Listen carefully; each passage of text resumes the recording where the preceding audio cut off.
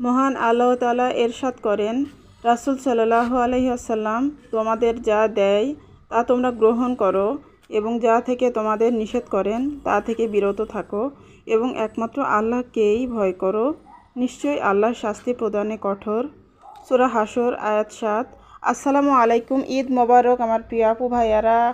ঈদের শুভেচ্ছা আবারও জানিয়ে আপনাদের মাঝে চলে এলাম নতুন আরেকটি ভিডিও নিয়ে।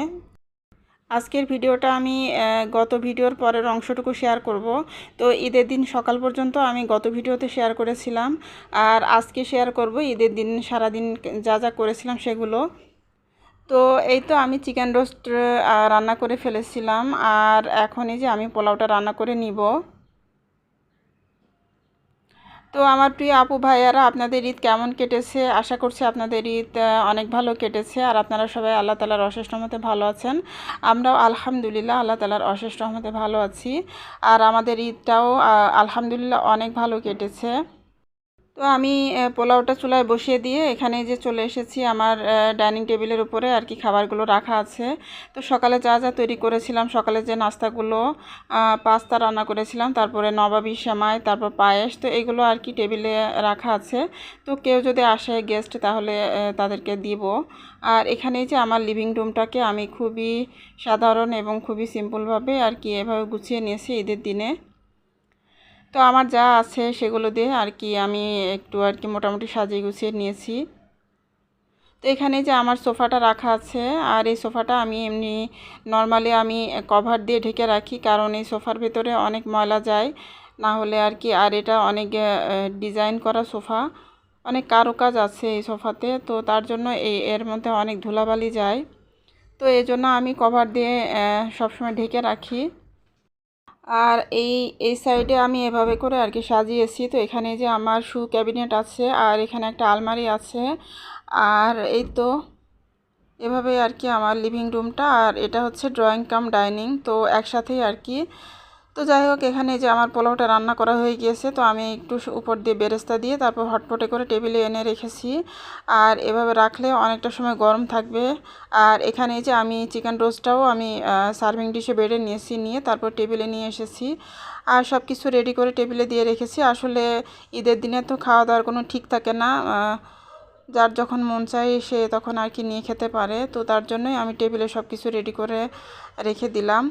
আর এই ফাঁকে যে আমাদের গরুর মাংস কিন্তু চলে এসেছে, আমাদের কুরবানির মাংস। তো আমরা তো দুইটা ভাগ নিয়েছিলাম, কুরবানির আমরা দুইটা ভাগ নিয়েছিলাম, আমাদের বাড়িওয়ালাদের সাথেই আমাদের কুরবানি হয়েছে। তো আমাদের ভাগের মাংসগুলো চলে এসেছে। তো মাশাল্লাহ আমাদের গরুতে অনেক মাংসই হয়েছিল। তো এরপরে আরও কিছু মাংস আসবে, তো এখনও সম্পূর্ণ মাংসটা আসেনি। আর এই যে এখন আমি এই ফাঁকে সালাদটাও তৈরি করে নিয়েছি, টমেটো আর শসা দিয়ে আমি সালাদটা তৈরি করে নিয়েছি, আর লেবু, কাঁচামরিচ, পেঁয়াজ আছে। তো এই তো খাবারগুলো সব আমি রেডি করে টেবিলে রেখে তারপরে এখন এই যে মাংস প্রসেসিংয়ে চলে এসেছি। আর এখন এই যে আমি মাংস রান্না বসিয়ে দিব, যেহেতু মাংস চলে এসেছে, তো আমি তাড়াতাড়ি করে আর কি মাংসটা বসিয়ে দিব দুপুরে আমাদের খাওয়ার জন্য। তো এখানে যে আমি কিছুটা মাংস নিয়ে তারপরে সাইজ মতো কেটে খুব ভালোভাবে পরিষ্কার করে এখন এই যে আমি এখন ধুয়ে নিব। তো বেশ কয়েকবার করে ধুয়ে তারপর আমি পানিটা ঝরিয়ে নিব, নিয়ে তারপরে এই যে এখন সব ধরনের মশলা দিয়ে মাংসটাকে খুব ভালোভাবে হাতে মেখে নিব। আর কুরবানির মাংসটা এভাবে হাতে মেখে রান্না করলেই বেশি ভালো লাগে।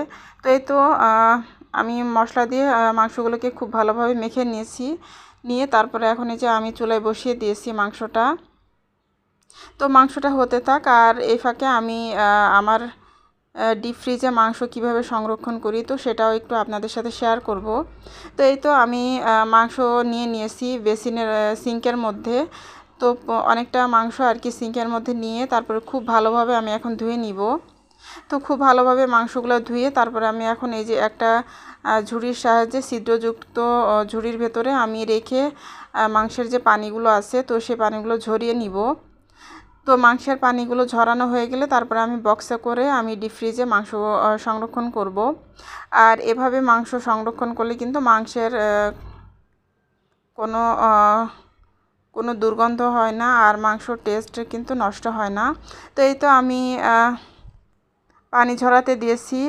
মাংসটা বেশ কিছুক্ষণ আমি এভাবে রেখে পানি ঝরিয়ে নিব। আর এখানে এই যে আমার মাংসটাও রান্না করা হইতেছে, তো আমি একটু নাড়াচাড়া দিয়ে দিব এখন, যাতে করে নিচের থেকে লেগে না যায়। তো মাশাআল্লাহ কুরবানির মাংসটা অনেক মজা হয়েছিল। আর কুরবানির মাংসটা সবারই অনেক মজা হয়, যেহেতু এটা টাটকা আর ফ্রেশ মাংস থাকে, তো এই মাংসের টেস্টটা অন্যরকম হয়। তো এই মাংসের টেস্টের সাথে অন্য কোনো মাংসের টেস্টের কোনো মিল থাকে না। তো এখানে এই যে আমি একটা বড় বক্সের মধ্যে ছোট ছোট প্যাকেটে করে মাংস নিয়ে তারপরে আমি বক্সের ঢাকনাটা লাগিয়ে এভাবে বক্সটা ডিপ ফ্রিজে রেখে দিব। আর বড় বক্সের মধ্যে আমি এভাবে মাংস রাখি, আর ছোট ছোট যে বক্সগুলো আছে সেগুলোর মধ্যে আমি সরাসরি মাংস দিয়ে আর কি রেখে দিব। তো এখানে এই যে দুইটা বড় বক্সের মধ্যে আমি এভাবে মাংসগুলো রেখেছি। আর এখানে যে আরেকটা ছোট বক্স, তো এই ছোট বক্সের মধ্যে আমি সরাসরি মাংস দিয়ে আর কি বক্সটা ভর্তি করে তারপরে ঢাকনা লাগিয়ে রেখে দিব। তো এই তো এভাবে আমি আমার ডিপ ফ্রিজে মাংস সংরক্ষণ করে থাকি, কুরবানির মাংসগুলো। তো যেহেতু আমি আর এখানে যে আমার মাংসটা মোটামুটি হয়ে আসতেছে, তো আমি এখন আরেকটু নাড়াচাড়া দিয়ে তারপর আবারও ঢেকে রেখে দিব। তো কুরবানির দিনে তো সারাটা দিন অনেক বেশি ঝামেলার মধ্যে দিয়ে কাটে সবারই। তো যারা কুরবানি দিয়ে থাকেন তাদের তো আসলে ঝামেলার কোনো শেষ নেই। আর ফাঁকে ফাঁকে কিন্তু গরিব মিসকিনরা যারা আসে তাদেরকে মাংস দেওয়া, তো এই কাজগুলোও কিন্তু আমাকেই করতে হয়। সব কিছু কিন্তু আমি একা হাতেই হ্যান্ডেল করেছি। আর আমার যে হেল্পিং হ্যান্ড মেয়েটা, সে কিন্তু ঈদের দিনে কাজ করে না। আর তাছাড়া সবারই তো ঈদের দিনে বাসার পরিবারের সাথে সময় কাটানো দরকার। তো তার জন্য আমরা কিন্তু নিজে থেকে ওকে ছুটি দেই।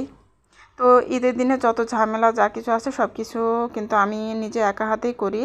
আর এই যে দেখুন আপনারা, যে আমার ডিপ ফ্রিজের মধ্যে কিন্তু মাংস আমি এভাবে করে বক্সে করে কিন্তু সব মাংস প্রায় উঠানো হয়ে গিয়েছে। তো এই যে দেখুন, এখন দেখতে এরকম লাগছে। আর এখনও কিন্তু আমার ডিপ ফ্রিজে অনেকটা জায়গা রয়েছে। তো আপনারা সাইডের দিকে সাইডগুলো একটু তাকালে বুঝতে পারবেন যে অনেক জায়গা কিন্তু এখনও আছে। আর মাংস এখনও রাখতে হবে, হাড্ডির মাংস আছে, হাড়ের মাংস। তো হাড়ের মাংস, তারপরে ভুঁড়ি রাখতে হবে। আর এখানে যে আমার ভাসুরের বাসা থেকে মাংস পাঠিয়েছেন, তো আমার ননদের বাসার জন্য আর আমার ননদের মেয়ের বাসার জন্য ওনাদের বাসার মাংস আমাদেরকে এখানে পাঠিয়ে দিয়েছেন। তো আমাদেরকে আর কি ওই ওনাদের বাসায় আর কি দিতে হবে। তো সব মাংসই আমি এভাবে আর কি বক্সে বক্সে করে তারপরে রেখে দিয়েছি। আর আমাদেরকেও দিয়েছেন, তো আমাদের ভাগের মাংসটা আমি এভাবে ধুয়ে বক্সে করে রেখেছি। আর ওনাদের ভাগের মাংসগুলো আমি ওইভাবেই আর কি প্যাকেট করেই দুইটা ইসের মধ্যে ছোট ছোট বালতির মধ্যে করে আর কি রেখে দিয়েছি। তো যেদিন আমরা যাব সেদিন নিয়ে যাব মাংসগুলো। আর এখানে যে সন্ধ্যার পরে আমার মেয়ে দেখুন কিভাবে নিয়েছে নবাবী সেমাই, তার মধ্যে আইসক্রিম নিয়েছে, তার মধ্যে কনডেন্স মিল্ক নিয়েছে, তারপরে আবার স্প্রাইট নিল। তো এগুলো দিয়ে এখন আমার মেয়েটা নাস্তা করে নিতেছে। আর এখানে যে আমি একটু আইসক্রিম খেয়ে নিতেছি। আর সারাদিন তো অনেক বেশি পরিশ্রম গিয়েছে। আর আমি দুপুরে খাওয়াটা খেতে খেতে আমার কিন্তু একদম আসরের পরে গিয়ে তারপরে আমি খেয়েছিলাম। তো মাংস বিতরণ করা, তারপরে অনেকের বাসায় বাসায় মাংস দেওয়া, তারপরে আবার অনেকের জন্য আবার রেখে দিতে হয়, তারা এসে আবার পরে নিয়ে যায়। তো এইগুলো তো করতেই হয়, ফাঁকে ফাঁকে আবার মাংস ধোয়ার কাজ, ধুয়ে আবার গুছিয়ে তুলতে হয়। তো এটা তো অনেক লং প্রসেস, অনেক সময়ের ব্যাপার। তো এখানে যে রাতের বেলা আমার মেয়ে গরুর মাংস দিয়ে আর পোলাও দিয়ে খেয়ে নিতেছে, তো ও বলল এভাবেই খাবে। আর এখানে এই যে আমার ভুঁড়ি যতটুকু আমি পেয়েছিলাম, তো সেই ভুঁড়িটার মধ্যে আমি আবার কিছু কলিজা আর ফ্যাকসা, তো ফ্যাকসা বা গুর্দা যেটাই বলেন, তো সেটাই আর কি একসাথে মিক্স করে আমি এভাবে জাল করে নিয়েছি। নিয়ে তারপরে এই যে আমি ভুঁড়িগুলো কিন্তু বক্সে বক্সে করে এভাবে আমি জাল করে তারপরে সব কিছু কিন্তু রেখে দিয়েছি। আর এটাই হতেছে আমার ডিপ ফ্রিজের ফাইনাল লুক। তো সমস্ত কিছু কিন্তু আমার গুছিয়ে নেওয়া হয়ে গিয়েছে ডিপ ফ্রিজে। তো আমার ডিপ ফ্রিজটাও কিন্তু একদম ভরে গিয়েছে। আর আমার যে ভুঁড়ির যেটুকু আমি পেয়েছিলাম, তো সেই ভুঁড়িটা কিন্তু আমার অনেক আগের একটা বুয়া কিন্তু এসে পরিষ্কার করে দিয়ে গিয়েছে, না হলে একটু ঝামেলা হয়ে যেত। তো ওই বুয়াটা আসার কারণে আমি ওনাকে দিয়ে আর কি পরিষ্কারটা করিয়ে নিয়েছি। আর যেহেতু আমার বুয়া, মানে আমার যে মেয়েটা, কাজ করা যে মেয়েটা, ও আবার ভুঁড়ি টুড়ি পরিষ্কার করে না। তো এই তো এখন এই যে রাতের বেলা আমার হাজব্যান্ড কিছু আইসক্রিম এনেছেন, তো সেগুলো আমি গুছিয়ে তারপর ডিপ ফ্রিজে রেখে দিলাম। আর তারপরে যে আমরা এখন রাতের বেলা খাওয়া দাওয়া করে নিব। তো আমি গরুর মাংসটা গরম করে নিয়েছি, চুলার পাড়ে দিয়ে গরুর মাংসটা গরম করে নিতেছি। আর এখানে যে আমি সামান্য কয়েক পিস রোস্ট গরম করে নিতেছি আমার ছেলে আর ছোটো মেয়ের জন্য, আর আমার বড় মেয়ে তো আগেই খেয়ে নিয়েছে। তো এই তো এই যে গরুর মাংসটা আমি এখন গরম করে নিয়ে টেবিলে খাবার দিয়ে দিয়েছি, আর পোলাওটাও গরম করে নিয়েছি। আর এই যে গরুর মাংসটা তো আমার হাজব্যান্ড আর আমি এখন খেয়ে নিব। আর আমার ছেলে আর আমার ছোট মেয়ে ওরা যখন আর কি ওদের ইচ্ছা হবে তখন খাবে। তো এই তো আমার হাজব্যান্ড খেয়ে নিতেছেন, তো আমিও এখনই বসে যাব। আমি একটু রেকর্ড করতেছি, করে তারপরে আমিও বসে যাব। তো খাওয়া দাওয়া শেষ করে তারপরে এখন এই যে আমার হাজব্যান্ডকে পায়েস দিয়ে দিব। তো আলহামদুলিল্লাহ আমার হাজব্যান্ড এই পায়েসটা অনেক বেশি পছন্দ করেছিলেন। তো এই ছিল আজকের মতো আমার ঈদের আয়োজন। তো আজকের মতো এখান থেকে বিদায়, আল্লাহ হাফেজ।